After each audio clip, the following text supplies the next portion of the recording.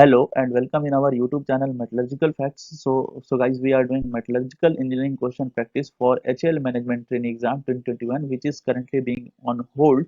But we should do the practice of questions for good practicing purpose. Okay, so we if you have time, you can do the practice through this video series or through our various video series, which was given you may go through the playlist of RNL Vizag and you can practice of all the questions available there. Okay, so this is part 7 of this video series, and this video series is very important for all the aspirants who are going to prepare for HL management training exam. So for non-core part, I am suggesting you to go through the various YouTube channels and uh, also try to do those non-core part, because non-core part is also very important for this exam. Okay, so here we will do some metallurgical engineering question for this HL management training exam. Now we will take our first question, that in heterogeneous nucleation, the radius of critical nucleus does not depends on. So in this question, they are asking about heterogeneous nucleation and the radius of critical nucleus. Okay, so these are the four options they have given. So now we know that formula for spherical particle, that is, if we will consider spherical particle, that R critical radius of nucleus is equals to minus R is equals to minus 2 sigma delta GV. This sigma value is the surface energy of the interface between product and parent phase, and this delta GV is volume free energy, and this delta GV is equals to H into delta T by Tm, where this H is enthalpy change per unit volume of the product phase, and this T is degree of supercooling or undercooling. Okay, this Tm is melting temperature at equilibrium. Okay, so now we will replace this delta GV value by this value. Okay, so R value will be minus 2 sigma H into delta T multiplied by Tm. So from here we can see that this R value, that is a radius of critical nucleus, that depends on sigma value, that is the surface energy of the interface between the product and parent phase, this Tm, that is critical, that is melting point, and this H value, this is enthalpy change per unit volume of the product phase, and this delta T, that is undercooling. So the answer of this question will be contact angle, because this R does not depend on the theta value. Okay, however in heterogeneous nucleation, we get the formula, that is delta G stick. If we will talk about critical Gibbs free energy, then this critical Gibbs free energy will depend on theta value. Okay, so for that we can write 4 by 3 pi sigma cube delta G V square and F theta, that is F theta is equals to uh, F theta value will be 2 minus 3 cos theta plus cos cube theta. So we can say that this delta G depends on the theta value, but this critical radius does not depend on R value, sorry, theta value.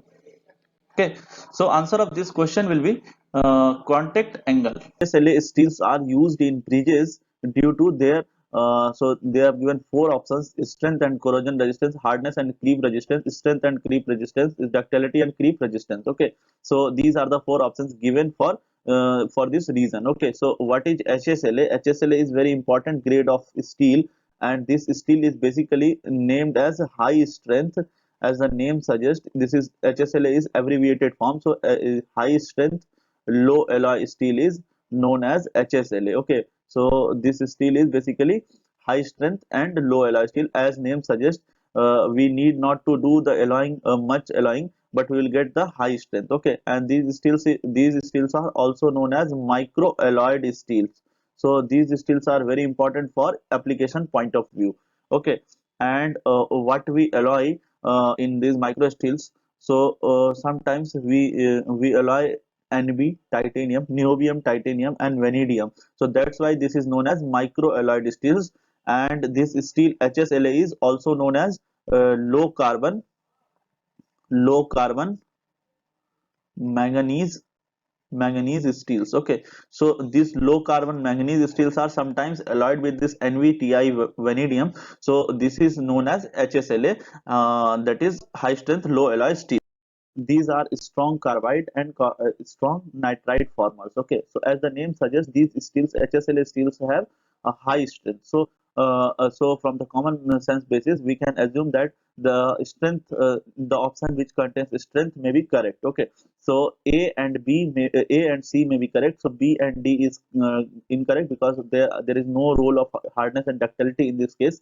And also creep resistance is dominant, where the temperature plays an important role. Okay, we know this is time temperature phenomena. Okay, so according to the options, C option contains strength and creep resistance. So in bridges there is no role of this creep resistance. Okay, so A option is correct for this question. So HSLA steels are used in the bridges due to their strength and corrosion resistance.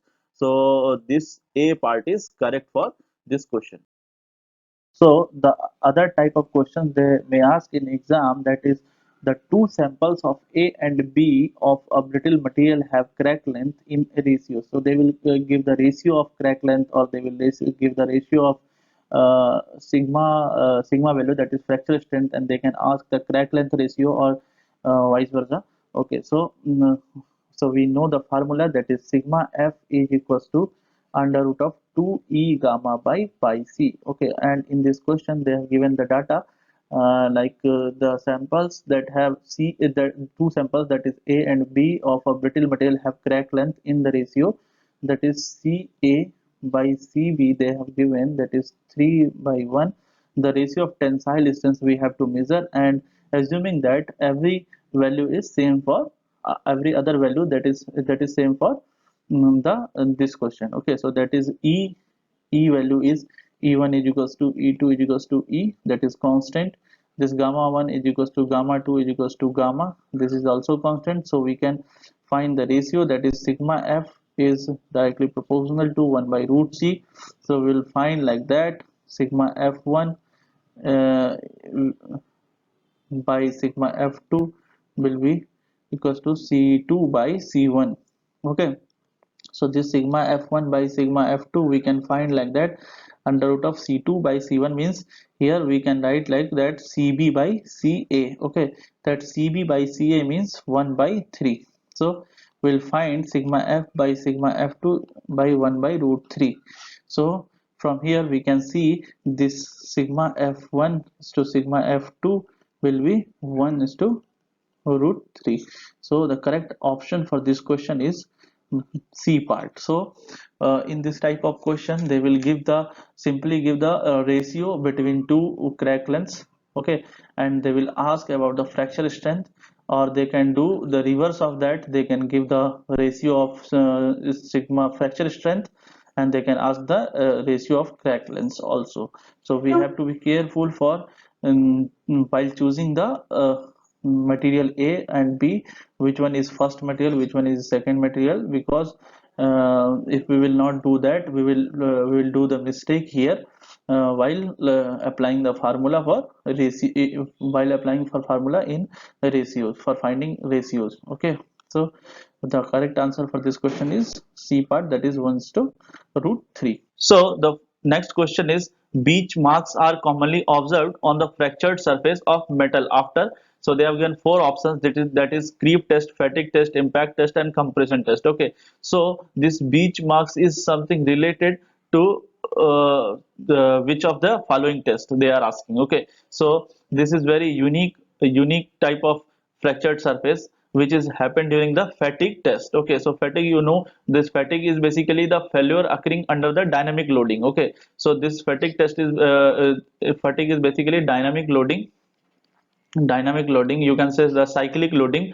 Under the dynamic loading this fatigue failure occurs. Okay, so we get this microscopic progression marks on the fatigue fracture, that is known as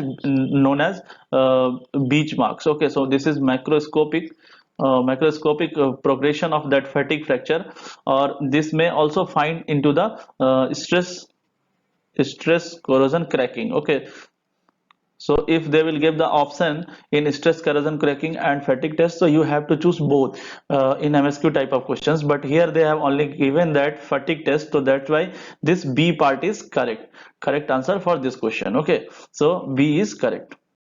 The next question is Fick's first law states that. Okay, so we will not jump to the options because options may be confusing.